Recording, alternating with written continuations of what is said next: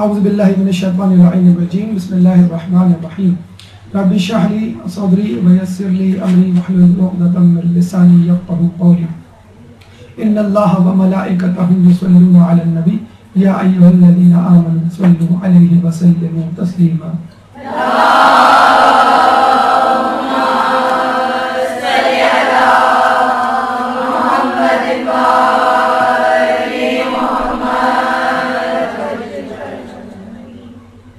ہماری آج کی گفتگو کا موضوع ہے سیرت حضرت ابو طالب۔ ویسے تو ان کی وفات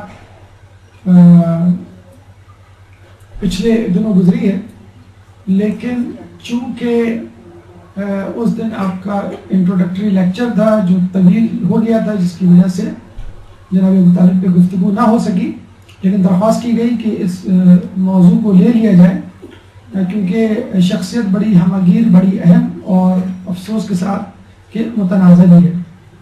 چنانچہ جناب ابو طالب کی پہ گفتگو کرنے سے پہلے قرآن کی آیت سورہ انفال کی آیت نمبر 17 کا تذکرہ کریں گے، جس میں اللہ تعالیٰ فرماتا ہے وَمَا رَمَيْتَ إِذْ رَمَيْتَ وَلَكِنَّ اللَّهَ رَمَى، کہ وہ جو کنکریاں تم نے ماری تھی تم نے نہیں ماری تھی بلکہ اللہ نے ماری تھی۔ یہ اشارہ ہے رسول اللہ کے اس عمل کی طرف کہ جس میں رسول اللہ نے جنگ بدر میں مولا علی کو کہا کہ میرے ہاتھ میں کچھ سنگریزے دو۔ مولا علی نے ان کے ہاتھ میں چند سنگریزے دیے اور رسول اللہ نے وہ سنگریزے کافروں کی طرف پھینکے اور یہ کہا کہ تمہارا منہ سیاہ ہو، اور اس کے بعد وہ سنگریزے ان کے آنکھوں میں پڑے اور وہ وہاں سے راہ فرار اختیار کرتے ہوئے بنے۔ یعنی اللہ تعالیٰ اس آیت میں فرماتا ہے کہ رسول وہ سنگریزے تم نے نہیں مارے بلکہ ہم نے مارے۔ یعنی اللہ تعالیٰ کو اگر کسی کا فعل پسند آ جائے اور اس فعل میں اس شخص کی خلوص نیت شامل ہو تو اللہ تعالیٰ اس شخص کے فعل کو اپنا لیتا ہے، ایڈاپٹ کر لیتا ہے، اون کر لیتا ہے، کہتا ہے کہ تم نے نہیں کیا یہ کام، یہ میں نے کیا یہ کام۔ اور اسی طرح اگر ہم سورہ الضحیٰ آیت نمبر 6 کی طرف جائیں تو اللہ تعالیٰ فرماتا ہے الم یجدک یتیما فآویٰ، اے رسول جب تم یتیم تھے تو ہم نے تم کو پناہ دی۔ تو کیا رسول اللہ کو پناہ دینے والا اللہ تھا؟ جی نہیں، رسول اللہ کو پناہ دینے والے رسول اللہ کے چچا حضرت ابو طالب تھے، کہ جن کی پناہ کو اللہ تعالیٰ نے اپنی پناہ قرار دیا۔ تو جس طرح سورہ انفال آیت نمبر 17 میں اللہ تعالیٰ نے رسول اللہ کے فعل کو اپنا فعل کہا، چنانچہ سورہ الضحیٰ میں اللہ تعالیٰ نے ابو طالب کے فعل کو، یعنی رسول اللہ کے پناہ دینے کے فعل کو، رسول اللہ کی پرورش کے فعل کو اپنا فعل قرار دیا۔ اور آپ کو معلوم ہے کہ ہمارے یہاں احادیث میں کسی یتیم کی پرورش کے بارے میں کتنے فضائل وارد ہوئے۔ خود صحیح بخاری میں ایک حدیث میں آیا ہے کہ رسول فرماتے ہیں کہ اگر کوئی شخص کسی یتیم کی پرورش کرے گا تو وہ میرے ساتھ قیامت کے دن اس طرح ہوگا جیسے ہاتھ کی 2 انگلیاں، اور رسول اللہ نے اشارہ کر کے دکھایا۔ تو جو شخص کسی یتیم کی پرورش کرے تو وہ رسول کے ساتھ جو اسی یتیم کی پرورش کرے، یعنی خود رسول اللہ کی پرورش کرے، تو وہ رسول اللہ کے کتنے قریب ہو۔ اور جناب ابو طالب کی یہ پرورش جو تقریباً 44 سال جاری رہی۔ حضرت ابو طالب نے رسول اللہ کو 6 سال کی عمر میں اڈاپٹ کیا، پرورش کی ذمہ داری لی، اور اس کے بعد ہجرت مدینہ سے 3 سال پہلے رسول اللہ کی عمر 50 سال تھی، 6 سال میں آپ نے لیا، تقریباً 44 سال رسول اللہ کی زندگی کے حضرت ابو طالب نے ان کو اپنی زیر سایہ پرورش میں گزروائے۔ تو ہم اندازہ لگا سکتے ہیں کہ رسول اللہ کی علم، رسول اللہ کی زندگی کا انتہائی جسے کہتے ہیں کہ اہم اور طویل دور خود حضرت ابو طالب کی پرورش میں گزرا، اور یہ پرورش اتنی زیادہ تھی کہ جب رسول اللہ کہ چچا ابو طالب کا انتقال ہوا اور اس کے بعد 1 مہینے کے وقفے سے جناب خدیجہ کا، تو اس سال کو لوگوں نے عام الحزن کا سال قرار دیا اور اس کو غم کے طور پہ منایا۔ تو رسول اللہ ہی کو حضرت ابو طالب کی معرفت نہیں تھی، اس زمانے میں رسول اللہ کے اصحاب کو بھی معرفت تھی، اور رسول اللہ کے اس رشتے، اس تعلق کو وہ بھی سمجھا کرتے تھے کہ رسول اللہ پہ تربے 2 صدمے کیسے سہیں گے۔ چنانچہ آؤ ہم رسول اللہ کے ان صدمات کو، ان 2 غموں کو شیئر کریں۔ نہ صرف یہ کہ لوگوں نے محسوس کیا بلکہ خود خداوند متعال نے محسوس کیا۔ چنانچہ حضرت جبرائیل کو وحی دے کر بھیجا کہ رسول کو کہو کہ رسول اب مکہ رہنے والی جگہ نہیں رہی۔ چنانچہ جبرائیل وحی لے کر آئے کہ اب ہجرت کی تیاریاں شروع کر دیں۔ رسول اللہ نے ہجرت کی تیاریاں، منصوبہ بندیاں شروع کر دی اور 3 سال بعد مدینے سے ہجرت کر گئے۔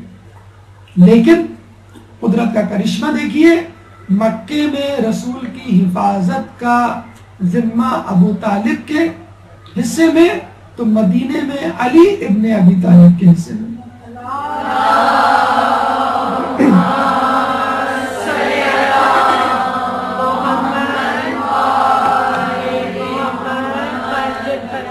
مکے کی حفاظت کی یا حفاظت رسول کی سنت کو ابو طالب کے بیٹے علی نے مدینے میں زندہ رکھا۔ اور کیا ہونا چاہیے؟ قرآن کی سورہ رحمان آیت نمبر 60 کے تحت حل جزاء الاحسان الا الاحسان، ہمیں رسول کے اس محسن کو اچھے ناموں سے یاد کرنا چاہیے۔ احسان کی جزا اس کے سوا کیا ہو سکتی ہے کہ سوائے اس پر احسان کیا جائے جس نے تم پر احسان کیا۔ احسان کی جزا احسان کے سوا اور کیا ہو سکتی ہے؟ چنانچہ انسانیت پر احسان کرنے والے رسول کو اگر محسن انسانیت کہا جائے تو ضروری ہے کہ اسلام پر احسان کرنے والے کو محسن اسلام کہا جائے۔ لیکن افسوس کے ساتھ کہا جاتا ہے، کیا کہا جاتا ہے کہ لوگوں نے نہ صرف یہ کہ ان کے احسان کا بدلہ احسان سے نہیں دیا، بلکہ الٹا الزام لگا کر ان کی شخصیت کو متنازع اور مسخ شدہ بنانے کی کوشش کی۔ اور الزام بھی کوئی چھوٹا موٹا نہیں، بہت بڑا، کیونکہ شخصیت بڑی تھی تو ضروری تھا الزام بھی بڑا لگایا جائے۔ چنانچہ حضرت ابو طالب پہ الزام کفر لگایا گیا، اور یہ کوئی نئی بات نہیں، ایسا الزام حضرت علی پہ لگایا گیا۔ لیکن افسوس کی بات یہ ہے کہ حضرت علی پر غیروں نے الزام لگایا اور ابو طالب پہ اپنوں نے الزام لگایا۔ علی پہ الزام لگانے والوں کو خوارج کہہ دیا گیا، کلاب النار، جہنم کے کتے، اسلام سے خارج کہہ دیا گیا۔ لیکن افسوس کے ساتھ کلمہ گو مسلمانوں نے حضرت ابو طالب کی شخصیت کو متنازع بنایا اور الزام لگایا۔ اور کچھ لوگ کہا کرتے ہیں، اور شاید صحیح کہا کرتے ہیں، کہ شاید یہ بغض علی کا نتیجہ تھا کہ جہاں علی کی شخصیت کو مسخ کیا گیا، متنازع بنایا گیا اور ان کی فضیلت، مقام و مرتبے کو کم کرنے کی ناکام کوشش کی گئی، وہاں پر کوشش یہ کی گئی کہ حضرت علی کے حسب نسب اور والد اور آباء و اجداد کو کسی طرح لوگوں کی نظروں میں کمتر بنا کر پیش کیا جائے۔ چنانچہ اس سازش میں نہ علی کے خلاف کفر کے فتوے لگانے والے کامیاب ہوئے اور نہ علی کے والد حضرت ابو طالب کے بارے میں کفر کے فتوے لگانے والے کامیاب ہوئے۔ الحمدللہ حضرت ابو طالب کی معرفت، ان کا مقام، ان کا مرتبہ ان کے چاہنے والوں کی نظروں میں آج تک وہی ہے کہ جو ہونا چاہیے، جو رسول اللہ کی نگاہ میں تھا۔ اور آئے دن گاہے بگاہے ہم اس معرفت کو زندہ کرتے رہیں گے، لوگوں تک اس کا پیغام پہنچاتے رہیں گے۔ چنانچہ آئیے آج ہم حضرت ابو طالب کی شخصیت کے حوالے سے کچھ معلومات، کچھ معرفت حاصل کرتے ہیں۔ گفتگو کا پہلا مرحلہ تعارف ابو طالب، گفتگو کا دوسرا مرحلہ قبل اسلام حضرت ابو طالب کی زندگی، اس کے بعد پرورش رسول میں حضرت ابو طالب نے کیا کیا قربانیاں دی، وقت شہادت حضرت ابو طالب نے کس طرح اقرار اسلام کیا، 5ویں مرحلے میں معصومین کی گواہی حضرت ابو طالب کے سلسلے میں، پھر علماء اہل سنت حضرت ابو طالب کے بارے میں کیا گواہی دیتے ہوئے نظر آتے ہیں،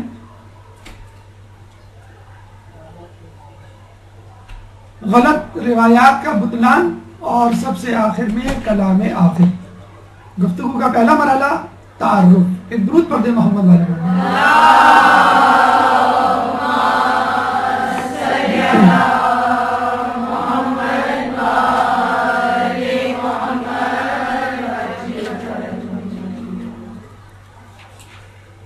حضرت ابو طالب کی ولادت 535 عیسوی، یعنی رسول اللہ کی ولادت سے 35 سال پہلے آپ کی ولادت ہوئی۔ شہادت کے حوالے سے کئی تواریخ ہیں، 26 ربیع الاول جو ابھی گزری ہے کچھ دنوں پہلے، 26 رجب ایک تاریخ ہے، 15 شوال ایک تاریخ ہے، 1 ذی قعدہ ایک تاریخ ہے۔ یہاں پہ سوال پیدا ہوتا ہے کہ یہ 4 تواریخ کیوں؟ تو یہ سوال بی بی سیدہ کے حوالے سے بھی پیدا ہوتا ہے کہ ان کی شہادت بھی 2 تواریخ کے حساب سے منائی جاتی ہے، اور علماء عالم یہی کہتے ہیں کہ شاید اللہ کی مصلحت تھی کہ بی بی کا تذکرہ زیادہ سے زیادہ ہو، اور غالباً ابو طالب کے بارے میں بھی خدا کی مصلحت یہ ہو کہ اگر 4 تاریخ شہادت ہوگی تو 4 ایام میں، سال میں 4 مرتبہ ابو طالب کا تذکرہ ہوگا، ان کا غم منایا جائے گا۔ تو جب رسول کے اصحاب پورے سال ابو طالب کا غم منا سکتے ہیں تو ابو طالب کے چاہنے والے 4 دنوں میں ابو طالب کا غم کیوں نہیں منا سکتے؟ بعثت کا 10واں سال تھا کہ جب آپ کی شہادت ہوئی، اور آپ کی شہادت ہی ہجرت کے لیے اسباب میں سے ایک اہم ترین سبب بنا۔ نام عبد المناف اور عمران کے نام سے بھی مشہور ہے، کنیت ان کی ابو طالب ہے، سب سے بڑے بیٹے طالب کے حوالے سے بہت زیادہ حالات ہمیں نہیں معلوم۔ تواریخ میں آیا ہے کہ جنگ بدر میں کفاروں نے زبردستی ان کو اپنے ساتھ لے جانے کی کوشش کی کہ مسلمانوں کے خلاف لڑے، اور آپ راستے میں فرار ہو گئے۔ ان کے آخری اشعار جو ہمیں کتابوں میں ملتے ہیں ان کے ترجمے کے مطابق انہوں نے یہ کہا کہ کفار جو مجھے زبردستی لے جانا چاہتے ہیں، میں دعا کرتا ہوں کہ وہ ہار جائیں، شکست دوچار ہوں اور شرمندہ ہوں۔ اس سے اندازہ ہو سکتا ہے کہ حضرت ابو طالب کے بڑے بیٹے طالب بھی حضرت ابو طالب کے کیمپ سے تعلق رکھتے تھے اور مومن تھے۔ القاب میں سید البطحا ان کا لقب ہے، سید یعنی سردار، بطحا زمین کو کہتے ہیں، ایسی چٹیل میدان والی زمین کہ جس میں پانی کی گزرگاہ شامل ہو، کشادہ زمین کو بھی کہا جاتا ہے۔ خود مکہ مکرمہ کو بطحا کہا جاتا ہے کیونکہ مکہ مکرمہ سے آب زمزم، چائے زمزم، چشمہ زمزم گزرتا ہے، اور یہ وہاں کے سردار تھے۔ اپنے باپ حضرت عبد المطلب کے بعد سردار بنے، اور نہ صرف سردار بنے بلکہ حاجیوں کی میزبانی بھی ان کے ذمہ آئی۔ والد عبد المطلب بن ہاشم بن عبد المناف بن قصی،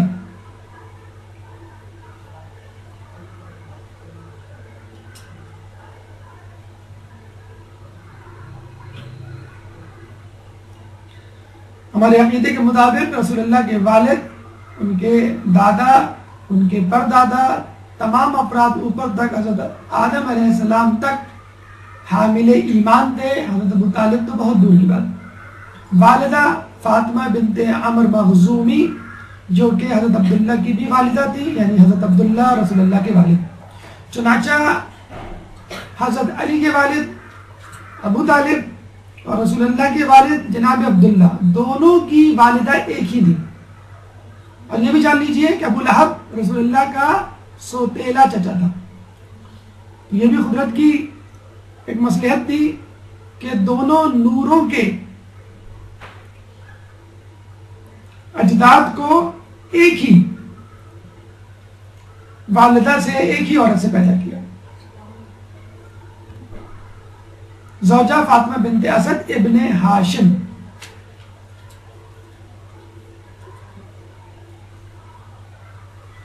ہاشم کے دو بیٹے تھے، اسد اور عبد المطلب.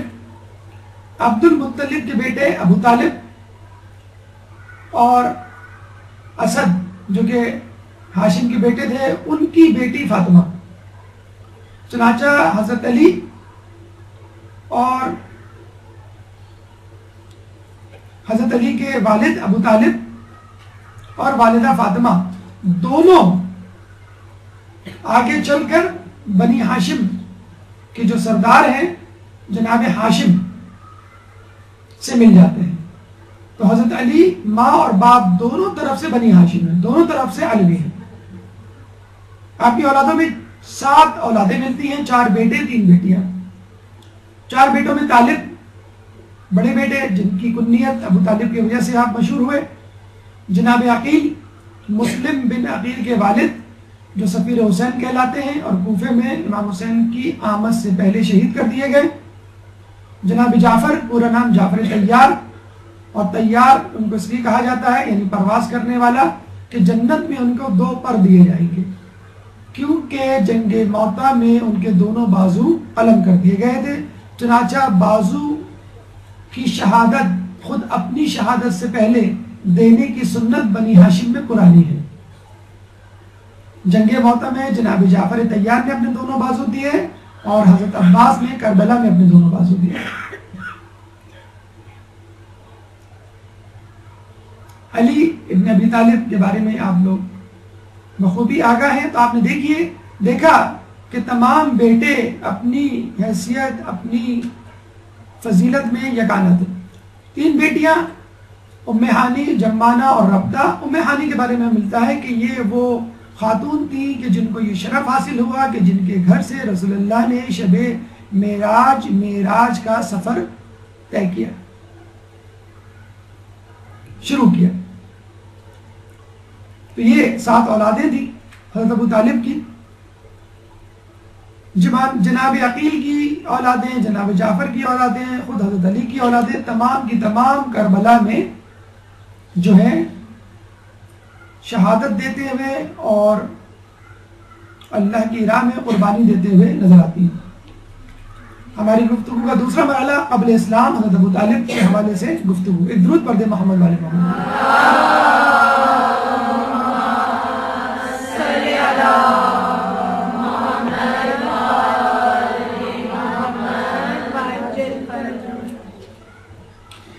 اسلام سے پہلے ہمیں بہت زیادہ تفصیلات تو نہیں معلوم حضرت ابو طالب کی. ہاں یہ معلوم ہے کہ تاریخ میں کسی بھی باب میں، کسی بھی صفحے پہ، کسی بھی سطر پہ آپ کی بت پرستی، شراب نوشی، جوئے کا تذکرہ نہیں ملتا، نہ اپنوں کی کتابوں میں نہ اغیار کی کتابوں میں. چنانچہ اگر حضرت ابو طالب کا ایمان ثابت نہیں تو کفر بھی ثابت نہیں. یہ بات اب ثابت ہو گئی، مسلمہ ہو گئی کہ حضرت ابو طالب کا اگر ایمان ثابت نہیں تو کفر بھی کوئی ثابت نہیں کر سکتا. پیشے کے حوالے سے تاجر تھے، گندم اور عطریات پرفیومز کی تجارت کیا کرتے تھے. گندم انسان کی ضروریات میں سے ایک اہم ضرورت، عطریات انسان کی زینتوں میں سے ایک اہم ضرورت، اور ایسی زینت جس کے بارے میں کہا گیا ہے کہ خوشبیات یا معطریات یا عطریات میں اسراف نہیں، کہ جس کو لگا کے آدمی نماز پڑھے تو نماز کی افضلیت میں، نماز کے درجے میں، نماز کے فائدے میں اضافہ ہو جاتا ہے. اور یہ کہا جاتا ہے کہ انہوں نے تجارت اپنے لیے نہیں کی بلکہ اپنے لوگوں کے لیے کی، مکے کے رہنے والوں کے لیے کی. باقاعدہ ایک تجارتی نمائندے، ایجنٹ بن کر انہوں نے ملک سفر کیا، مثلا یمن، شام، مصر، لبنان وغیرہ، اور وہاں جا کے لوگوں کو اس بات میں قائل کیا کہ بھئی آپ ہر سال حج کے موقع پہ، عمرے کے موقع پر خانہ کعبہ کی زیارت کو تو آتے ہیں.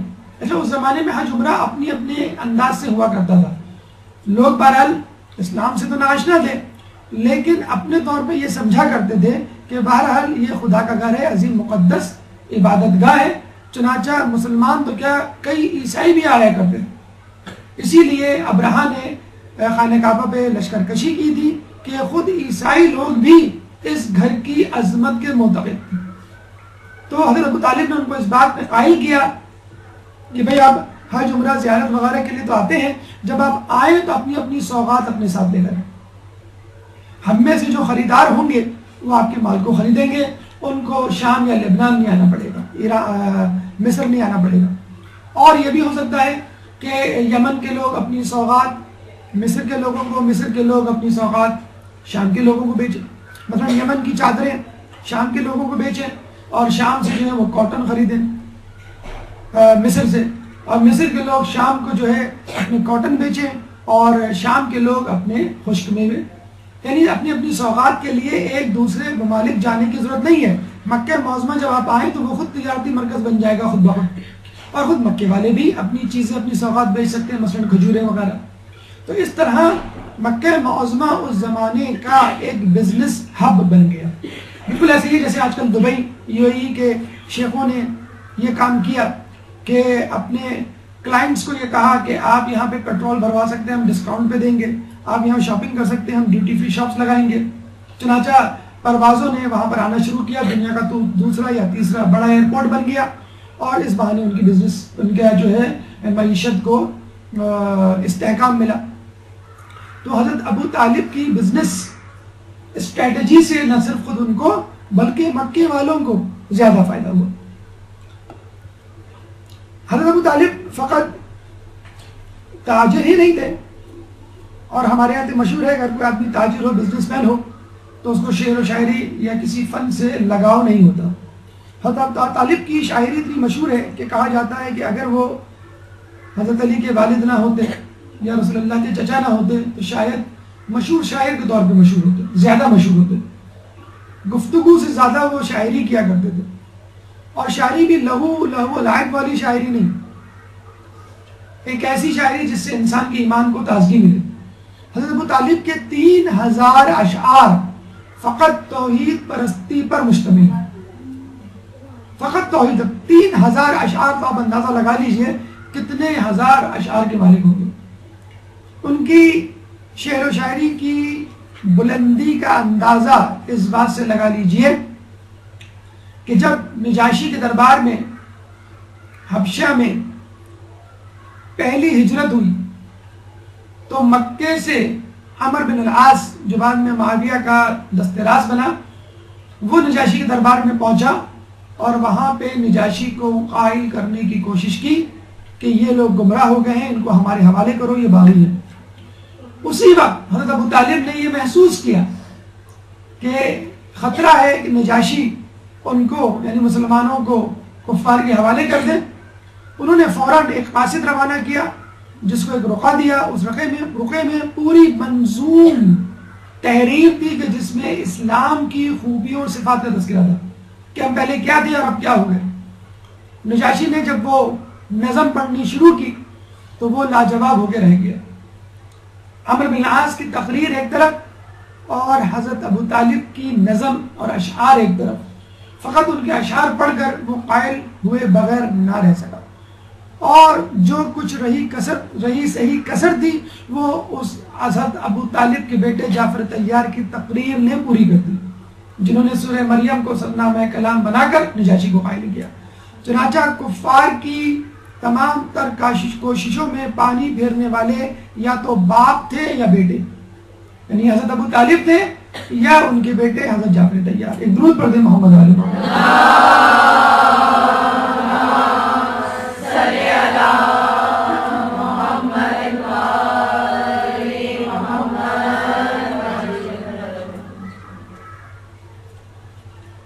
بہادر سپاہی. عموماً شعر و شاعری کا لڑائی جھگڑے سے کوئی تعلق نہیں ہوتا، لیکن جب جہاد کی بات آئے گی، جب مظلوم کو حق دلانے کی بات آئے گی تو لڑائی جھگڑا پھر جہاد کہلائے گا.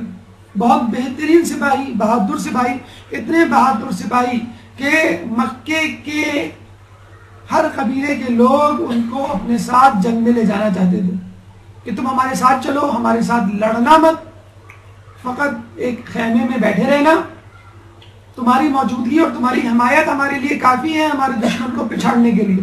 بالکل ایسے ہی ہے کہ جیسے کسی ٹیم میں کسی مشہور پلیئر کو شامل کر دیا جائے، نہ اس کو کھلایا جائے اور نہ اس سے کوئی خدمت لی جائے، فقط نام لکھ دیا جائے اپنے سامنے والے مخالف اپوننٹ پر ایک نفسیاتی تاثر چھوڑنے کے لیے۔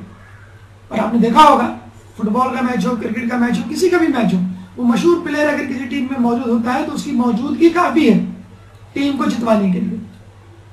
تو حضرت ابو طالب کی موجودگی کافی ہوتی تھی۔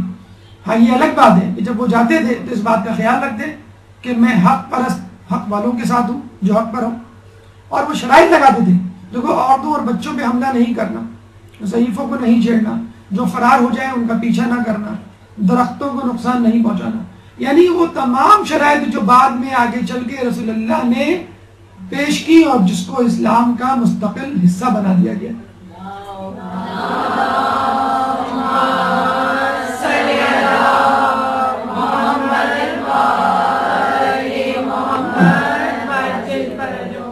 کہا جاتا ہے کہ ہمارے چھٹے امام سے کہا گیا ہے کہ یہ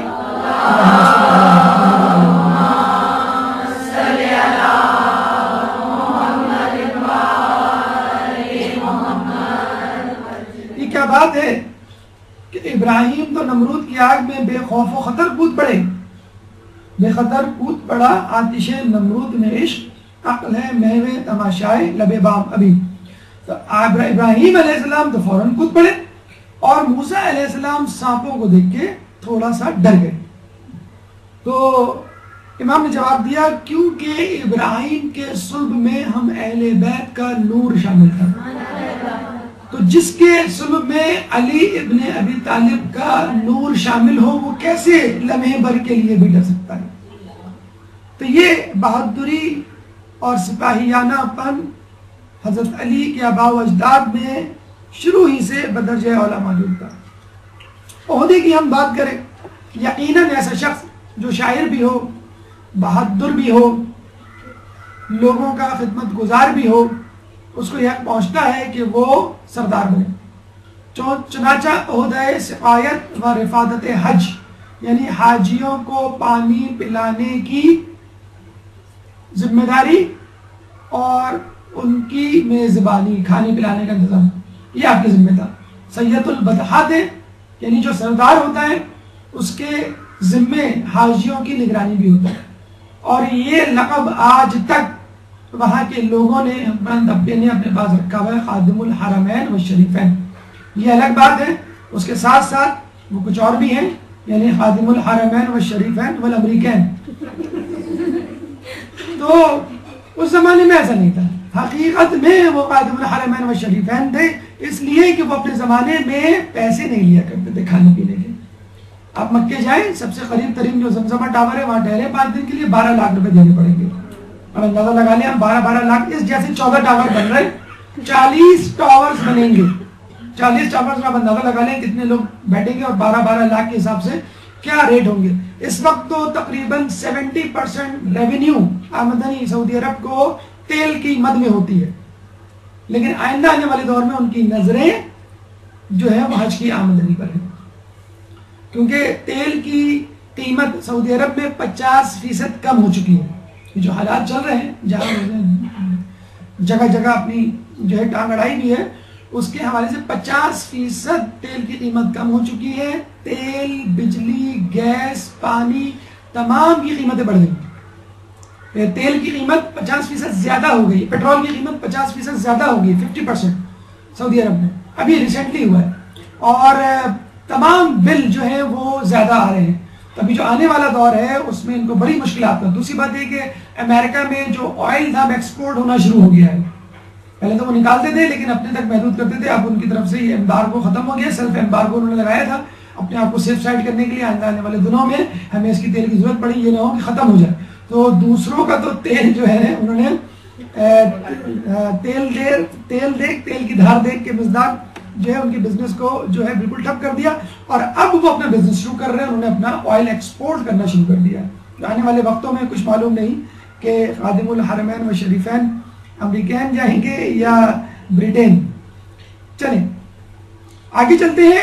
ہم تو بات کر رہے ہیں ایمان ابو طالب کی، بلکہ یہاں تو ہمیں روایتیں ملتی ہیں کہ جب امام سے پوچھا گیا کہ عیسیٰ کے آخری وصی رسول سے پہلے کون تھے، تو جواب ملا امام سے، تو امام نے جواب دیا خود حضرت ابو طالب تھے.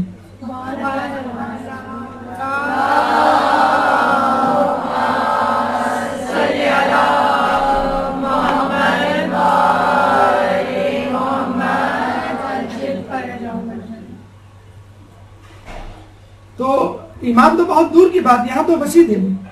اب آئیے ہماری گفتگو کا تیسرا مرحلہ، پرورش رسول. ایک درود پڑھ لیں محمد والے محمد.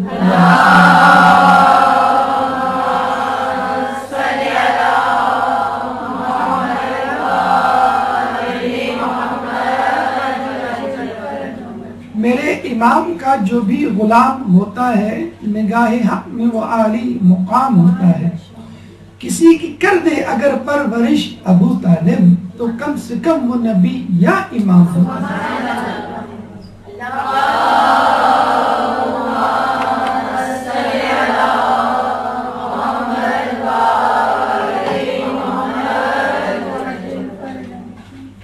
پرورش ابو طالب کے حوالے سے جب حضرت عبد المطلب ابو طالب کے والد کا انتقال ہونے لگا تو انہوں نے اپنے بیٹوں کو بلایا اور لوگوں کو خصوصیت کے ساتھ تاکید کی کہ دیکھو محمد وہ بچہ ہے کہ جس کو نہ باپ کی شفقت ملی نہ ماں کا پیار. چنانچہ تم لوگوں پہ یہ ذمہ داری عائد ہوتی ہے کہ تم اس کی حفاظت کرو، اس کو محبت دو، اس کی پرورش کرو. اور خصوصی طور پہ حضرت ابو طالب کی یہ ذمہ داری لگائی کہ تمہیں محمد کو اپنے ساتھ رکھنا ہے. خصوصی طور پہ 4 لوگوں کو ہدایت کی کہ تمہیں رسول کے ساتھ ساتھ رہنا ہے. جناب عباس، جناب حمزہ، جناب جعفر، جناب علی. جناب عباس چچا رسول اللہ کے ساتھ ساتھ رہتے تھے. بیعت عقبہ اول، بیعت عقبہ ثانی جو رسول اللہ نے مدینے والوں کے ساتھ کی، کہ جس کے نتیجے میں بیعت اول میں 12 لوگ، بیعت ثانی میں 75 لوگ ایمان لائے. رسول اللہ جب مکے کے لوگوں سے مایوس ہو گئے، مزید کوئی ایمان کی جسے کہتے ہیں کہ امید نظر نہ آئی قبول کرنے کی، تو رستے میں بیٹھ جایا کرتے تھے حاجیوں کے اور حج پہ آنے والوں کے، زیارت کرنے والوں کے، مکے کے، کعبے کے، ان کو تبلیغ کیا کرتے تھے. تو مدینے کے لوگ بھی آیا کرتے تھے. تو مدینے کے لوگوں نے جب آپ سے باتیں سنی تو بہت متاثر ہوئے. 12 لوگ اسلام لائے اور رسول اللہ اور اللہ کی جو ہے وہ شہادت دی. پھر 75 لوگ ایمان لائے. پھر رسول اللہ صلی اللہ علیہ وسلم نے کہا کہ آپ کی باتیں ہمیں بہت اچھی لگتی ہیں، اور جب ہم جا کر اپنے لوگوں کو یہ باتیں بتلاتے ہیں جو ہم نے سنی تھی اس سے پہلے، تو بہت لوگ متاثر ہوئے تھے. اور ہمیں یقین ہے اب بھی لوگ متاثر ہوں گے. لیکن اگر آپ خود بنفس نفیس مدینے چلیں تو ہمیں یقین ہے کثیر لوگ آپ کے ہاتھ پر بیعت کر لیں گے، ایمان لے آئیں گے. حضرت عباس سامنے بیٹھے ہوئے تھے. انہوں نے کہا کہ دیکھو محمد، تم یہاں پہلے ہی مشکلات سے دوچار ہو. مکہ تو تمہارا اپنا محلہ ہے، اپنا گھر ہے.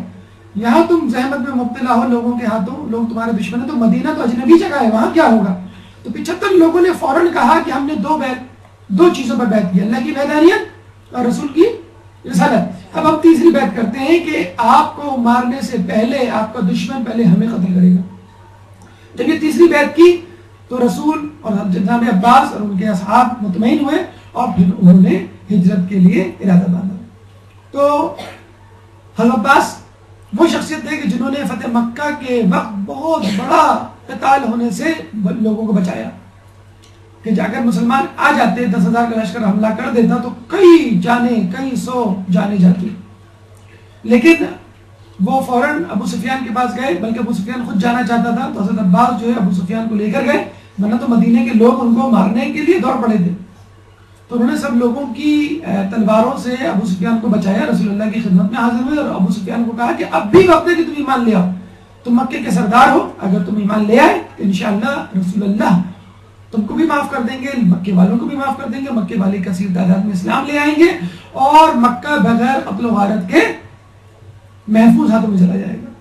تو یہ ان کی حکمت عملی تھی جناب عباس کی، کہ جس کی وجہ سے جو ہے ایک بہت بڑی جنگ ہونے سے بچ گئی.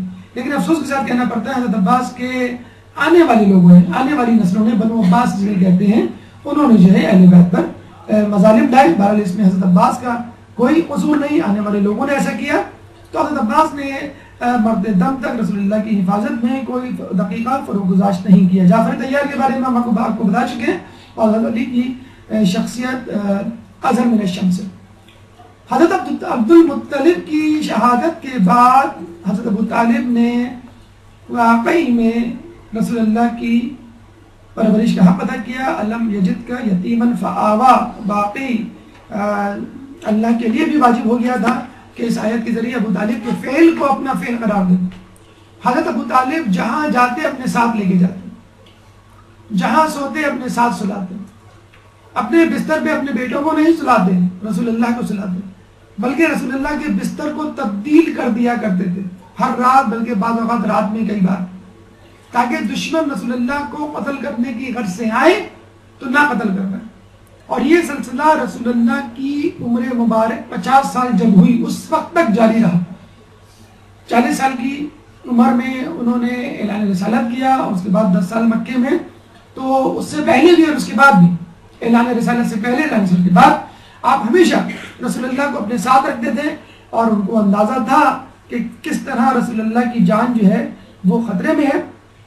چنانچہ اپنے ساتھ جہاں جاتے وہاں لے جاتے. ابھی ہم نے آپ کو بتلایا تھا کہ جب یہ بنے تھے سردار، تو عموماً ہوتا یہ ہے کہ سردار وہ بندہ جو پیسے والا ہوتا ہے.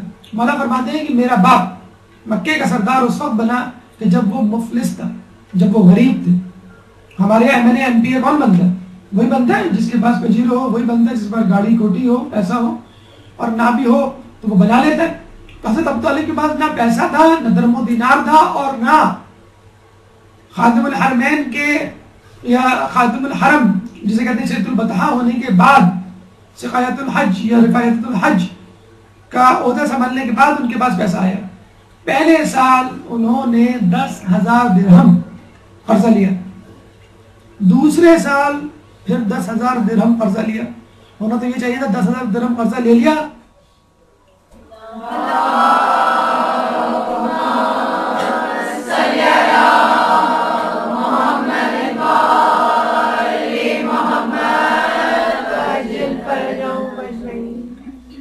ہونا تو یہ چاہیے تھا کہ 10,000 قرضہ لیا تو اگلے سال 20,000 بنا لیتے، پھر 30، پھر 40. نہیں، دوسرے سال بھی 10,000 قرضہ لینا پڑا. اس کا مطلب کیا ہوا کہ وہ بزنس کے لیے حاجیوں کی خدمت نہیں کرتے تھے، پروفٹ نہیں لیا کرتے تھے، اس کا کوئی عوض نہیں لیا کرتے تھے. تیسرے سال پھر 10,000 درہم قرضہ لیا، چوتھے سال مزید 6,000، 16,000 تیسرے سال لیا، تو 36,000 درہم کا قرضہ ہو گیا. اس زمانے میں بہت بڑی رقم تھی. چنانچہ شام کا سفر کرنے کا ارادہ کیا، رسول اللہ کو ساتھ لیا، اور راستے میں ایک عیسائی پادری بحیرہ سے ملاقات ہوئی کہ جو کبھی اپنی خانقاہ سے نہیں نکلتا. اس زمانے میں رسول اللہ کا جب قافلہ وہاں آیا تو وہ فوراً باہر نکلا اور یہ کہا کہ جو بھی قافلہ آیا اس کو بلاؤ، میں اس کی دعوت کرنا چاہتا ہوں. لوگ بڑے حیران ہوئے کہ آپ تو کبھی اپنے حجرے سے، اپنی خانقاہ سے باہر نہیں نکلتے، یہ کون اتنے اہم لوگ ہیں؟ کیونکہ بحیرہ اس زمانے میں ایسے ہی تھا، نعوذ باللہ، جو سمجھیے جیسے رسول اس زمانے میں ان کا نبی. تو بحیرہ نے کہا کہ نہیں، میں بڑی اہم شخصیت کو اس قافلے میں دیکھ رہا ہوں. میں نے دیکھا کہ جہاں جہاں یہ قافلہ جاتا وہاں وہاں بادل سایہ کرتا ہوا جاتا.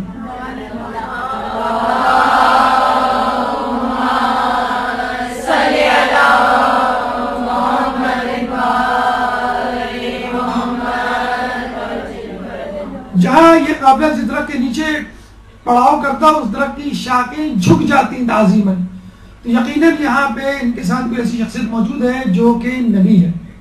ان کا میں دعوت کرنا چاہتا ہوں، ان سب کو بلاؤ. سب آ گئے دعوت پہ. تو بحیرہ نے کہا کہ کیا سب آ گئے؟ انہوں نے کہا ہاں. کہا کہ نہیں، میرے خیال میں کوئی ایک شخصیت نہیں آئی. ہاں، ایک بچہ نہیں آیا. وہ بچہ ہے، اس کو ہم نے اپنے سامان کی حفاظت کے لیے درخت کے نیچے اونٹوں کے ساتھ چھوڑ دیا. اس نے کہا نہیں، اسی بچے کو تو لاؤ. یعنی اس بچے کے لیے دعوت کی ہے میں نے. اس بچے کو لایا گیا رسول اللہ کو، اور کہا گیا، رسول اللہ سے کہا کہ تم لات و عزہ کی قسم کھاؤ کہ تم میرے سوال کا جواب دو گے. لات و عزہ ان کے بت تھے. رسول اللہ نے فوراً انکار کر دیا. تو وہ سمجھ گیا اور یقین اس کو ہو گیا. اس نے کچھ سوالات کیے جو سونے سے متعلق تھے، حالت نوم سے متعلق تھے. اور وہ سوالات سے جان گیا کہ یہ نبی ہے. پھر کہا کہ تم اپنی قمیض اوپر کرو، تو شان مبارک پر دونوں کاندھوں کے درمیان شان مبارک پہ مہر نبوت تھی. وہ فوراً جو ہے پہچان گیا کہ یہ نبی ہے. ابو طالب کو کہا کہ دیکھو تم شام لے جا رہے ہو، لیکن چونکہ یہ ہونے والا نبی ہے، وہاں پہ موجود عیسائی اس کو زندہ نہیں چھوڑیں گے اور حسد میں آگے قتل کر دیں گے. چنانچہ ضروری ہے اگر تم اس کی جان کی حفاظت چاہتے ہو تو واپس لے جاؤ. حضرت ابو طالب 36,000 درہم کے مقروض تھے.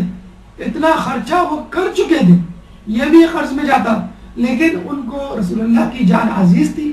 فوراً واپس ہوئے اور رسول اللہ کو بحفاظت مکے واپس لے آئے. تو حضرت ابو طالب رسول اللہ کو اپنے ساتھ رکھتے، اپنے وطن میں بھی کچھ دیر کے لیے بھی رسول اللہ آنکھوں سے اوجھل ہو جاتے تو فوراً گھبرا کے باہر نکل آتے. اور ہم کو ہمیشہ یہ یقین تھا کہ اگر رسول اللہ قتل ہوئے تو قریش کے سرداروں کے ہاتھوں قتل ہوں گے. ایک دفعہ رسول اللہ صبح سے نظر نہیں آئے. بنی ہاشم کے نوجوانوں کو ساتھ لیا اور یہ کہا کہ جاؤ تم بنی ہاشم کے جو قریش کے سردار ہیں ان کے ساتھ ایک ایک کر کے بیٹھ جاؤ اور اپنی آستینوں میں خنجر چھپا لو. اگر میں محمد کو ڈھونڈنے جا رہا ہوں، اگر میں واپس آیا اور تم محمد کو میرے ساتھ نہ پاؤ تو ابو جہل کو قتل کر دینا، جو زمانے میں ان کا سردار ہوا کرتا تھا. چنانچہ آپ ڈھونڈنے کے نکلے تو صفا کے مقام پہ کوئی صفا پر رسول اللہ نظر آئے. بڑے خوشی ان کو ساتھ لے کر آئے. جب حرم میں داخل ہوئے تو انہوں نے اشارہ کیا نوجوانان بنی ہاشم کو. انہوں نے اپنے آستینوں سے خنجر نکالے. اس وقت بآواز بلند ابو طالب نے سرداران قریش کو مخاطب ہو کے کہا کہ دیکھو آج محمد مجھے نظر نہیں آئے، چنانچہ میں نے سمجھا تم لوگوں نے اسے قتل کر دیا. چنانچہ میں ڈھونڈنے نکلا اور ان کو میں نے اشارہ کر دیا تھا کہ اگر میرے ساتھ محمد کو نہ پاؤ تو اپنے سردار کو قتل کر دینا، قریش کے سرداروں کو جن میں ابو جہل سب سے بڑا تھا. تو اگر آئندہ تم نے کوئی ایسی بات سوچی، سازش کرنے کی کوشش کی تو یاد رکھنا کہ میں تمہارا کیا انجام کروں گا. اور آپ نے دیکھا، آپ نے سنا حضرت ابو طالب کی شہادت کے بعد کس طرح رسول اللہ کے قتل کے منصوبے بنائے گئے. ہجرت کی جو رات تھی وہ دراصل رسول اللہ کے قتل کی سازش کی رات تھی. اسی رات رسول اللہ کو قتل کرنے کا بہانہ بنایا گیا، سازش بنائی گئی تھی. اور قریش کے تمام لوگوں کو، قریش کے تمام سرداروں کو یہ ذمہ داری سونپی دی گئی تھی کہ تمہیں رسول اللہ کے قتل میں شریک ہونا ہے تاکہ قصاص کسی ایک قبیلے سے طلب نہ کیا جا سکے اور کوئی قبیلہ بھی بنی ہاشم کا ساتھ نہ دے قصاص لینے میں. تو حضرت ابو طالب نے فوراً یہ بتلا دیا کہ دیکھو اگر تم نے رسول کی طرف، میرے بھتیجے کی طرف، محمد کی طرف آنکھ اٹھا کر بھی دیکھا تو تمہاری خیر نہیں. اچھا یہ بھی مان لیجئے، یہ بھی دیکھ لیجئے کہ کیا ابو طالب مکے والوں کے دشمن تھے؟ ان کی نیز تو نابودی چاہتے تھے، ان کی شکست خوار چاہتے تھے، ان کا نقصان چاہتے تھے، یا خود رسول اللہ نہیں، ایسا نہیں. وہ ان کی فلاح چاہتے تھے، دنیا میں بھی اور آخرت میں بھی، اور پوری کوشش کرتے تھے اگر دنیاوی اعتبار سے کوئی فائدہ دے سکے تو دیا کرتے تھے، اور اگر آخرت کے اعتبار سے فائدہ دیں تو دیا کرتے تھے. چنانچہ مکے میں کافی عرصے سے ایک دفعہ بارش نہ ہوئی، لوگ قحط سے مرنے لگے. تو حضرت ابو طالب رسول اللہ کو لے کر آئے اور آسمان کی طرف نگاہ بلند کر کے رسول اللہ کے وسیلے سے دعا مانگی. اور جب دعا مانگی تو بارش ہوئی، اور ایسی بارش ہوئی کہ پورا مکہ جل تھل ہو گیا. اس کا خوبصورت منظر آپ آئی ہوئی فلم محمد میں دیکھ سکتے ہیں، جو کہ ایران کی طرف سے بنی ہے اور بہت خوبصورت مووی ہے، اور سب سے مہنگی مووی اس وقت ایران کی اس کو کہا جاتا ہے. اور انہوں نے بنائی ہے جنہوں نے آسمانی بچے بنائی تھی، جس نے 9 آسکر ایوارڈ جیتے تھے ایک زمانے میں. خود محمد کی مووی کو بھی آسکر ایوارڈ کے لیے نومینیٹ کیا جا رہا ہے. امریکہ، کینیڈا وغیرہ میں چل چکی ہے. انگلینڈ اور دیگر یورپی ممالک میں اس پہ پابندی لگائی ہے سعودی عرب کی طرف سے کہ اس مووی کو نہ دکھایا جائے. بہرحال ایک متنازع مووی ہے، لیکن متنازع مووی ان کے اعتبار سے، ہمارے اعتبار سے نہیں. اس میں رسول اللہ کے ابتدائی 12 سال پر مشتمل حالات زندگی دکھائی گئی ہیں. پارٹ 2 اور پارٹ 3 آنا باقی ہے، لیکن اس پہلی مووی میں اتنی لیدیں ہو چکی ہے کہ کچھ نہیں معلوم آئندہ آنے والی مووی پہ کیا ہوگا. لیکن سینیمیٹوگرافی کے حوالے سے اور ٹیکنالوجی کے حوالے سے جو کہ مووی کے ٹریلرز موجود ہیں، بہت خوبصورت، جسے کہتے ہیں کہ ابتدائی زندگی کو فلمایا گیا ہے.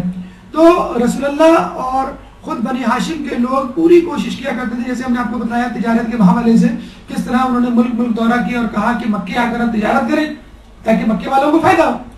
تو انہوں نے پوری کوشش کی، لیکن مکے والے نہیں مانے. ان کی سرداری جو ہے وہ خطرے میں پڑ گئی تھی. بنو امیہ ویسے ہی گھات لگائے بیٹھا تھا کہ سید البطحاء یا خانہ کعبہ کی جو میزبانی ہے ان کے ذمہ آ گئی ہے، اور اگر رسول اللہ نبی ہو گئے، ہم نے ان کو نبی تسلیم کر لیا تو ہمیشہ کے لیے چھٹی ہو گئی ہماری، آئندہ کے لیے بھی میزبانی ہمارے ہاتھ سے گئی۔ اور بنو امیہ کوئی سعادت مندی، برکت، نیکی، ثواب کی خاطر تو میزبانی نہیں چاہتے تھے، وہ وہی میزبانی چاہتے تھے جو آج کل ہو رہی ہے، یعنی پروفٹ کے لیے، 2 پیسے کے لیے اور فائدے کے لیے۔ اور یہ کہا بھی جاتا ہے کہ ایک زمانے میں ابو طالب سے پہلے، حضرت عبد المطلب سے بھی پہلے، کہ جب دونوں میں جھگڑا شروع ہوا خانہ کعبہ کی میزبانی کے حوالے سے، تو طے یہ پایا کہ 1 سال بنی ہاشم میزبانی کریں گے اور دوسرے سال بنو امیہ۔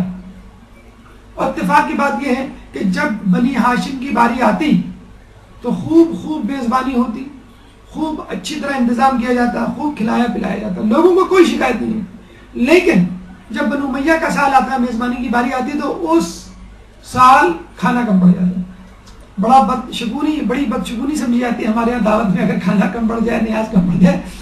خیر اچھا بھی سمجھا جاتا ہے کہ ماشاءاللہ لوگ اتنے آئے کہ نیاز کم پڑ گئی، لیکن ان کے ہاں بڑی بری بد انتظامی جسے کہتے ہیں صورتحال دیکھنے میں آتی تھی، اور کھانا کم پڑ جاتا تھا، لوگ ہمیشہ شکوے شکایت لے کے جاتے تھے، تو اس سے وہ اور نالا ہوا کرتے تھے۔ اور جب نبی آ گئے، بلکہ آپ نے یہ سنا بھی ہوگا، ابو جہل سے کسی نے پوچھا رسول اللہ کی صفات گنوا کر کہ کیا یہ نبی کہلانے کے قابل نہیں؟ تو انہوں نے کہا بالکل، میرے حساب سے تو نبی ہے یہ۔ تو کہنے والے نے ابو جہل سے پوچھا تو پھر تم ان کو نبی کیوں نہیں مانتے؟ تو ابو جہل نے کہا کہ بنی ہاشم اور ہمارا قبیلہ تمام اعتبار سے، تمام جہتوں سے ایک جیسا ہے، تو پھر نبی بنی ہاشم سے کیوں آیا؟ بس یہ ان کو زعم تھا، یہ ان کو قلق تھا کہ نبی بنی ہاشم سے کیوں آیا، ہمارے حوالے سے کیوں نہیں آیا۔ تو رسول اللہ کے وسیلے سے بارش پہلے بھی ہوئی، پھر اس کے بعد ابن عباس کے حوالے سے واقعہ ملتا ہے کہ خلیفہ دویم نے ابن عباس کو لا کر ان کے وسیلے سے رسول اللہ کی بارگاہ میں دعا کی تھی کہ پہلے ان کے چچا کے حوالے سے ہم دعا کیا کرتے تھے، اب ان کے بیٹے ابن عباس کے وسیلے سے دعا کر رہے ہیں اور بارش ہو جایا کرتی تھی۔ وصیت ابو طالب، جب حضرت ابو طالب کا آخری وقت آیا تو پہلے وہ روایت سن لیجیے جو ہمارے یہاں ہے۔ ہمارے اعتبار سے جب حضرت ابو طالب کی رحلت کا وقت آیا، جو کہ خود ان کی کتاب سیرت ابن ہشام میں موجود ہے یہ واقعہ، تو رسول اللہ موجود تھے سامنے، اور انہوں نے کہا کہ چچا وہ کلمہ پڑھ دیجئے، وہ بات دہرا دیجئے اپنی زبان سے جو میں نے آپ کو کہی تھی۔ تو حضرت ابو طالب نے کلمہ شہادت پڑھ دیا، اللہ کی وحدانیت اور رسول اللہ کی رسالت کا۔ رسول اللہ بہت خوش ہوئے، بلکہ انہوں نے اپنی زبان ہلائی، لب ہلائے، کہ ابن عباس نے اپنا کان ان کے قریب لے جا کے سنا اور خوشی خوشی یہ کہا کہ رسول اللہ انہوں نے وہ بات کہہ دی جو آپ کہنا چاہتے تھے، جو آپ کہلوانا چاہتے تھے۔ رسول اللہ نے اللہ کا شکر ادا کیا کہ اللہ نے آپ کو توفیق دی کہ آپ نے اس کی وحدانیت کا اقرار کیا۔ لیکن دشمنوں نے اس حدیث میں تھوڑی سی ٹیمپرنگ کی، تبدیلی کی، اور یہ کہا کہ جب حضرت ابو طالب کچھ کہنے کا ارادہ رکھتے تھے تو اس وقت ابو جہل بھی موجود تھا۔ اس نے کہا ابو طالب کو، اے ابو طالب کیا تم عبد المطلب کے مذہب پہ نام نہیں مرو گے؟ یعنی نعوذ باللہ ان کی نظر میں عبد المطلب بھی کافر تھے۔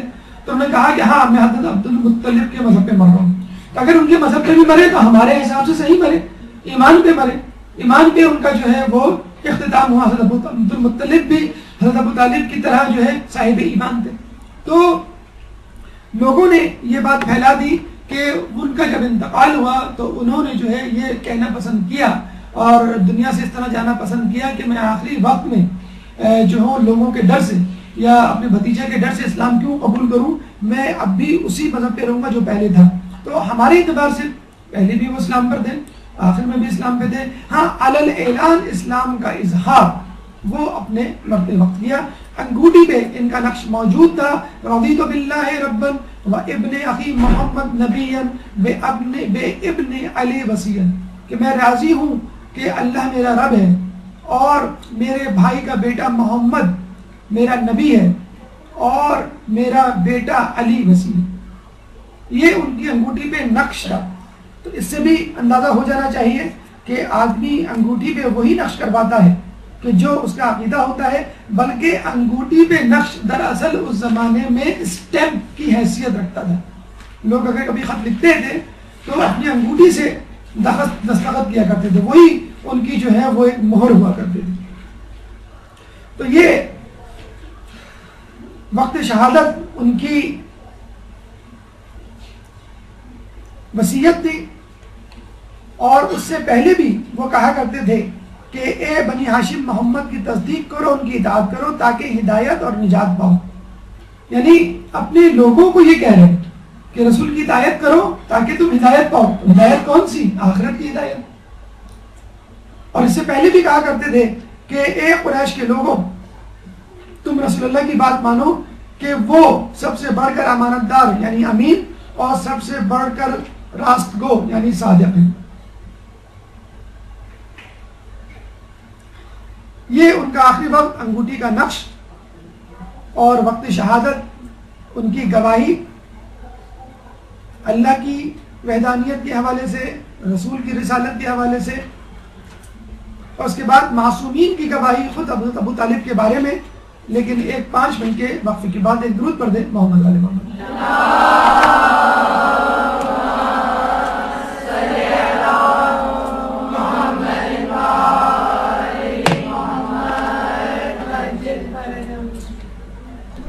اعوذ باللہ من الشیطان الرجیم، بسم اللہ الرحمن الرحیم.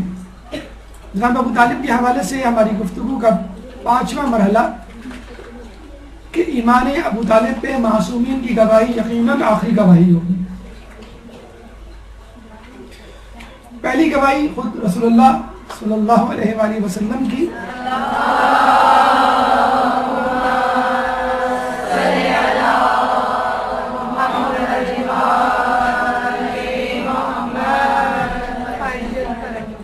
رسول نے فرمایا کہ 4 لوگوں کی خصوصی شفاعت کی اجازت میں نے اپنے رب سے لی ہے، اور وہ ہیں میری ماں، میرا باپ، میرے چچا اور رضاعی بھائی.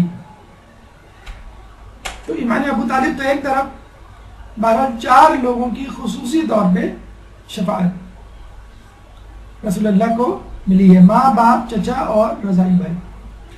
مولا علی اپنے والد محترم کے بارے میں کیا فرماتے ہیں؟ اچھا، یہ ان کا تبصرہ یا روایت ذاتی نہیں ہے، بحیثیت امام ہے.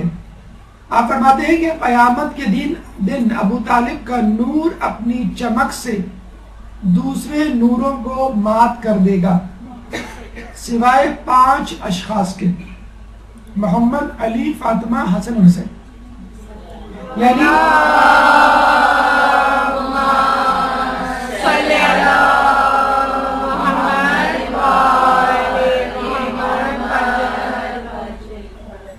یعنی دیگر ائمہ کا نور بھی ابو طالب کے نور کے آگے مدھم پڑ جائے گا.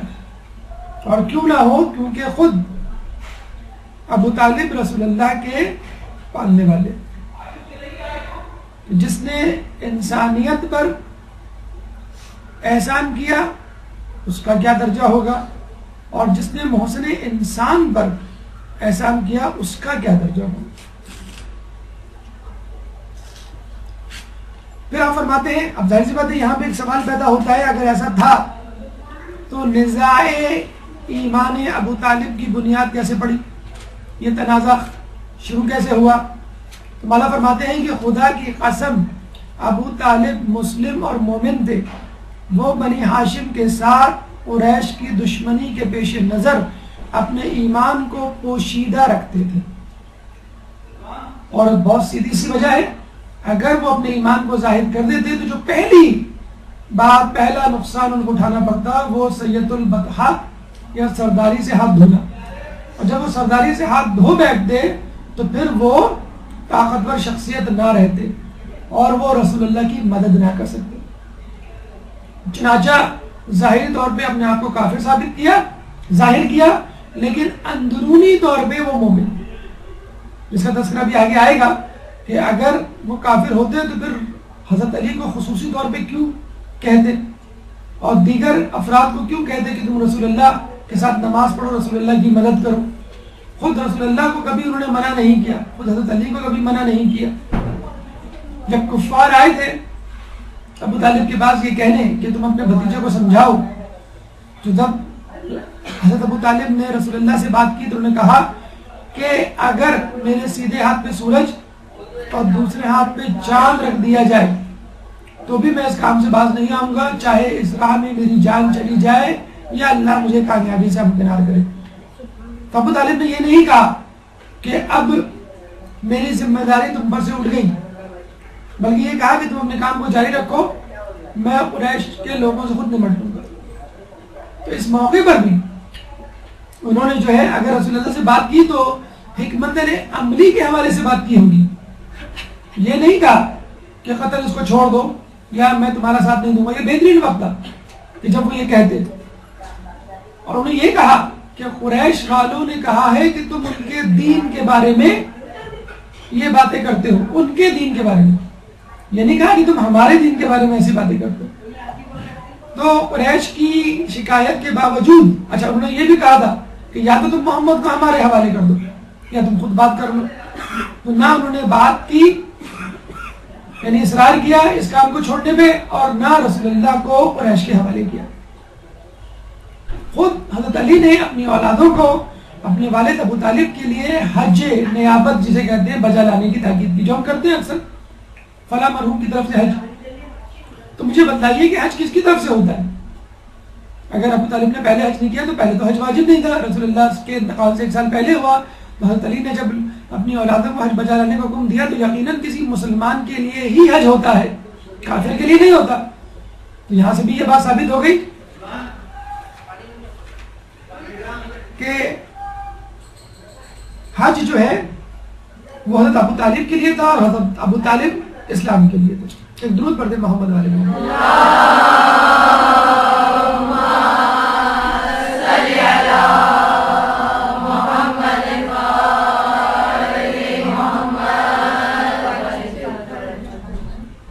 ہمارے چوتھے امام امام سجاد علیہ السلام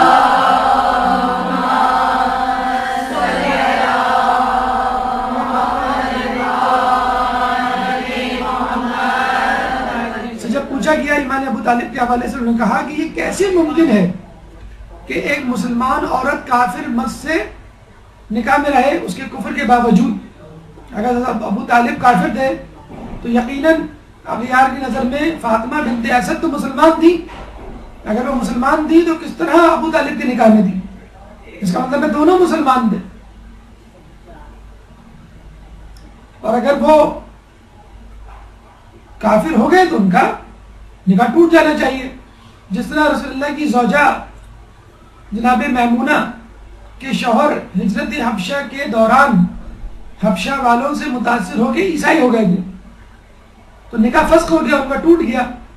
اگر وہ واپس آتی تو اپنے قبیلے میں واپس نہ جا سکتی تھی، چنانچہ پھر رسول اللہ نے ان سے نکاح کیا، اور خود نکاح تو بہت دور کی بات ہے، حضرت ابو طالب اور فاطمہ بنت اسد کے نکاح کی بہت دور کی بات ہے، انہوں نے تو خود رسول اللہ اور جناب خدیجہ کا نکاح پڑھایا، اور یہ بھی کوئی بڑی بات نہیں۔ بڑی بات یہ ہے کہ نکاح کی ابتدا اس خطبے سے ہوئی جس میں اللہ کا نام لیا گیا، اللہ کی حمد بیان کی گئی۔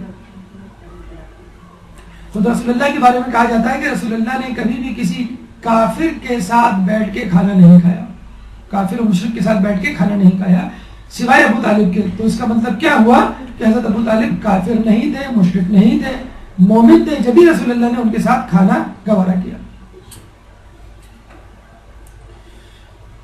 جب ہمارے 5ویں امام امام محمد باقر علیہ السلام سے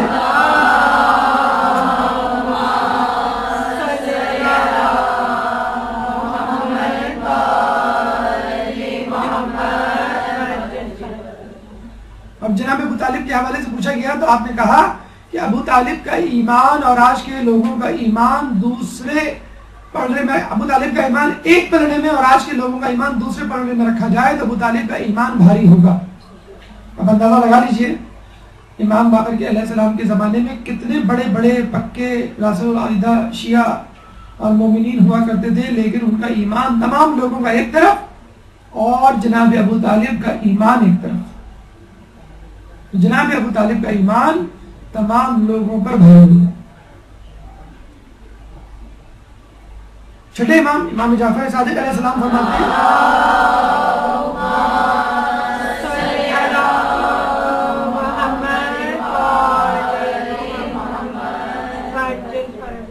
ابو طالب کا ایمان مثل اصحاب کہف تھا، چنانچہ ان کو دگنا اجر دیا جائے گا. اب یہ بات کہ اگر ان کے بت پرستی کے قصے نہیں تو ان کو نمازوں کے قصے کیوں نہیں ملتے؟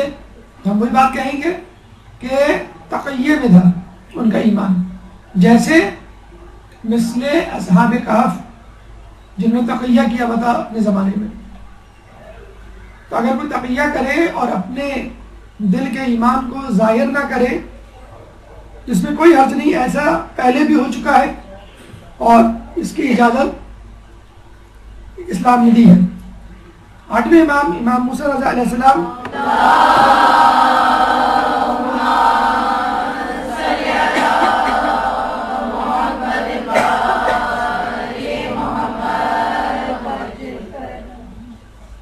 کہا کرتے تھے، جب ان سے ایمان ابو طالب کے بارے میں پوچھا گیا تو انہوں نے کہا کہ ایمان ابو طالب میں شک کرنے والے کا ٹھکانہ جہنم ہے.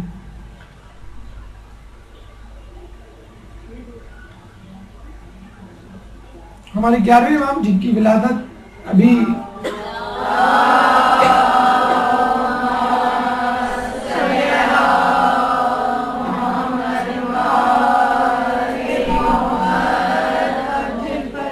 ربیع الثانی کو آنے والی ہے، جمعرات کے دن، وہ فرماتے ہیں کہ ابو طالب کا ایمان مومن آل فرعون کی طرح تھا.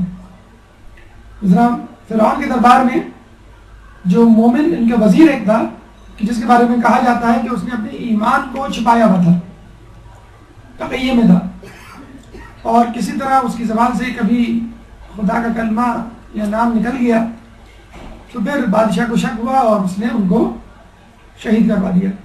اصحاب کہف، مومن آل فرعون، اس طرح کی کئی مثالیں تاریخ میں ہمیں ملتی ہیں کہ جب لوگوں نے اپنے ایمان کو دشمن کے ضرر سے بچنے کے لیے چھپایا، اور یہی کام حضرت ابو طالب نے بھی کیا.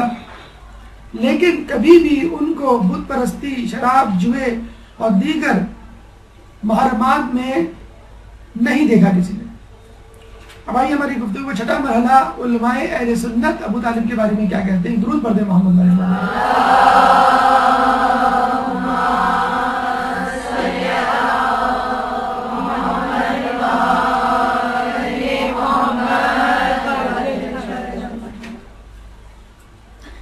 علامہ برزنجی عالم اہل سنت اپنی کتاب ضیاء العالمین، جو کہ فقط انہوں نے ایمان ابو طالب کے لیے وقف کی ہے،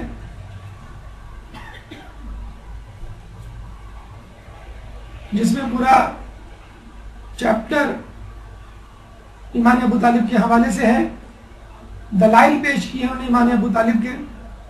اس کے بعد امام احمد فرماتے ہیں کہ ابو طالب سے کینہ کفر کے ارتکاب کے برابر ہے، یعنی کینہ بھی رکھنا، ان کے بارے میں کوئی دشمنی والی بات دل میں رکھنا. علامہ تلمسانی فرماتے ہیں ابو طالب کو برائی سے یاد کرنا رسول اللہ کو دکھ دینا ہے، اور ایسا شخص قتل کے قابل ہے.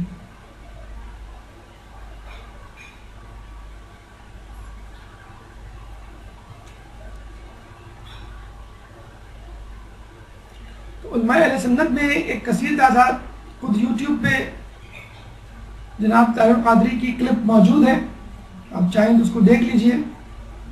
کئی علماء اہل سنت کے ریفرنسز، حوالہ جات اس میں موجود ہیں. تاریخ کی کتابوں میں سیرت ابن ہشام سر فہرست ہے کہ جس میں حضرت ابو طالب کے ایمان کے بارے میں واقعات موجود ہیں. ایک غلط روایات، بلکہ چند غلط روایات کے بارے میں وضاحت جو ضروری ہے، جو حضرت ابو طالب کے حوالے سے ہمیں ملتی ہے. صحیح بخاری کے ایک حدیث کے مطابق جہنم میں کم ترین عذاب ابو طالب کو دیا جائے گا، نعوذ باللہ، کہ جس میں ان کو آگ کی جوتیاں پہنائی جائیں گی جن کی تپش سے ان کا دماغ ابل پڑے گا، نعوذ باللہ نعوذ باللہ. تو یہ اور کسی نے پوچھا بھی تھا رسول اللہ سے کہ آپ تو جنت میں ہوں گے اور آپ کی چچا ابو طالب جہنم میں، تو انہوں نے کہا کہ کم از کم وہ شیاطین کے ہمسائے نہیں ہوں گے اور سانپ اور بچھی ان کو نہیں کاٹیں گے کم از کم، اور جو کم سے کم عذاب دیا جائے گا وہ آگ کی جوتیوں کا عذاب ہے. یہ ایک من گھڑت روایت ہے جس کے بارے میں ہمارے پاس روایت دلائل موجود ہیں. پہلی وجہ تو یہ حدیث مرسل ہے، یعنی اس کا راوی نامعلوم ہے. اور راوی کون ہے؟ واحد راوی ہے، حبیب ابن ابی ثابت، جو کہ ثقہ بھی نہیں، یعنی جھوٹا سچا نہیں ہے، اپنی روایتوں میں سچا نہیں ہے. نمبر 3، ابن عباس سے جو روایت کی ہے حبیب ابن ابی ثابت نے، ابن عباس کی بہت ساری روایات ہیں خود حضرت ابو طالب کے ایمان پر دلالت کرتے ہوئے. تو وہ اتنی ساری روایات فقط ایک راوی کی روایت سے کیسے غلط ثابت ہو جائیں گی؟ تو نامعلوم راوی ہے اور راوی بھی ثقہ نہیں ہے، جس میں ایک اور راوی آیا ہے، اور دیگر روایات جو ابن عباس سے مروی ہیں وہ اس سے ٹکراتی ہیں، اس لیے یہ روایت غلط ہے. قرآن کی ایک آیت سورہ توبہ کی آیت نمبر 113 جو غلط طریقے سے حضرت ابو طالب کے حوالے سے منسوخ کی جاتی ہے، وہ کیا ہے؟ ما کان للنبی والذین آمنوا ان یستغفروا للمشرکین ولو کانوا اولی قربا من بعد ما تبین لهم انہم اصحاب الجحیم. نبی اور صاحبان ایمان کی شان یہ نہیں ہے کہ وہ مشرکین کے حق میں استغفار کریں، چاہے وہ ان کے قرابتدار ہی کیوں نہ ہو، جبکہ یہ واضح ہو چکا ہے کہ یہ اصحاب جہنم ہے. اس روایت کا پس منظر جو اہل سنت بیان کرتے ہیں وہ یہ کہ جب رسول اللہ نے دیکھا کہ ابو طالب کا انتقال ہو گیا ہے اور وہ کلمہ حق پڑھ کر نہیں گئے اس دنیا سے، تو انہوں نے کہا کہ خدا کی قسم میں تو اپنے چچا کے لیے استغفار کرتا رہوں گا جب تک کہ وہی نازل نہ ہو جائے. اور کچھ عرصے وہ مغفرت طلب کرتے رہے اللہ سے ابو طالب کے حوالے سے. لیکن جب یہ آیت نازل ہوئی سورہ توبہ کی آیت نمبر 113 تو رسول اللہ نے ان کے لیے مغفرت طلب کرنا بند کر دیا. سادہ سا آسان سا جواب رد دلیل کے طور پہ یہ ہے، سورہ توبہ مدنی سورہ ہے، جبکہ حضرت ابو طالب کا انتقال مکے میں ہو چکا تھا. 3 سال پہلے ہجرت سے حضرت ابو طالب کا انتقال ہو چکا تھا اور مدینے میں یہ سورہ نازل ہوئی. چنانچہ یہ سورہ، یہ آیت 113 مدینے کے مشرکین اور منافقین اور کفار کے لیے تھی. حضرت ابو طالب کے لیے ہوتی تو یہ آیت مکے میں نازل ہوتی.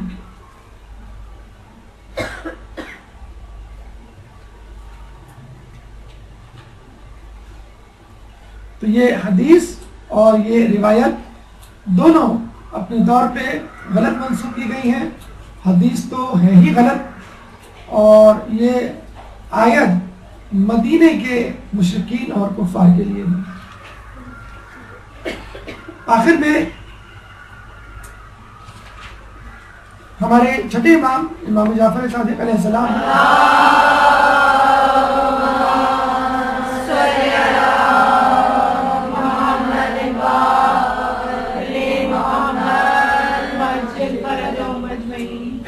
چھٹے امام کے پاس ایک شخص آیا اور کہنے لگا فلاں شخص نے مجھ سے قرض لیا ہوا ہے اور وہ قرض واپس نہیں کر رہا، میں نا امید ہو چکا ہوں، میں کیا کروں؟ امام نے کہا کہ تم 5 شخصیتوں کی نیابت میں طواف کرو، یعنی 5 شخصیتوں کے لیے طواف الگ الگ، اور پھر ہر طواف کے بعد 2 رکعت پڑھو اور پھر اللہ تعالیٰ سے ان شخصیت کے وسیلے سے دعا مانگو تو انشاءاللہ وہ شخص تمہارا قرض واپس کر دے گا.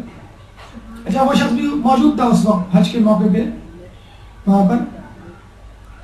چنانچہ اس شخص نے طواف کیا اور ہر طواف کے بعد 2 رکعت نماز پڑھی اور جو 5 شخصیات امام نے بتائی تھی ان سے ان کو منسوب کیا، یعنی حضرت عبد المطلب، ابو طالب، عبداللہ، فاطمہ بنت اسد، آمنہ بنت وہب، رسول اللہ کے دادا، رسول اللہ کے چچا، رسول اللہ کے والد، رسول اللہ کی چچی فاطمہ بنت اسد اور رسول اللہ کی والدہ آمنہ بنت وہب. ان 5 شخصیت کے حوالے سے